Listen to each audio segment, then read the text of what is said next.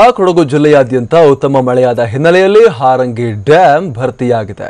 ಸೋಮವಾರಪೇಟೆ ತಾಲೂಕಿನಲ್ಲಿರುವ ಹಾರಂಗಿ ಜಲಾಶಯಕ್ಕೆ ಇವತ್ತು 7042 ಕ್ಯೂಸೆಕ್ ನೀರು ಹರಿದು ಬಂದಿದ್ದು, ಜಲಾಶಯದ ಗರಿಷ್ಠ ಮಟ್ಟ 2859 ಅಡಿಯಲ್ಲಿ 2856 ಅಡಿ ನೀರು ಸಂಗ್ರಹ ಆಗಿದೆ.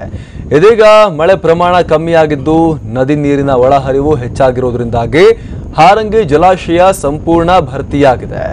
ಜಲಾಶಯದಿಂದ ಹೆಚ್ಚುವರಿ ನೀರನ್ನು ನದಿಗೆ ಹರಿಸೋಕೆ ಸರ್ಕಾರ ಆದೇಶ ನೀಡಿದ್ದು, ಇದರಿಂದ ಕೆಆರ್ಎಸ್ ಜಲಾಶಯಕ್ಕೆ ಒಳಹರಿವಿನಲ್ಲಿ ಗಣನೀಯ ಏರಿಕೆಯಾಗಲಿದೆ. ಇನ್ನು ಜಲಾಶಯದಿಂದ ನೀರು ಹರಿಸ್ತಾ ಇರುವ ಹಿನ್ನೆಲೆಯಲ್ಲಿ ನದಿ ಪಾತ್ರದ ಜನ ಸುರಕ್ಷಿತ ಸ್ಥಳಗಳಿಗೆ ತೆರಳುವಂತೆ ಕಾವೇರಿ ನೀರಾವರಿ ನಿಗಮದ ಅಧಿಕಾರಿಗಳು ಜನರಲ್ಲಿ ಮನವಿಯನ್ನ ಮಾಡಿದ್ದಾರೆ.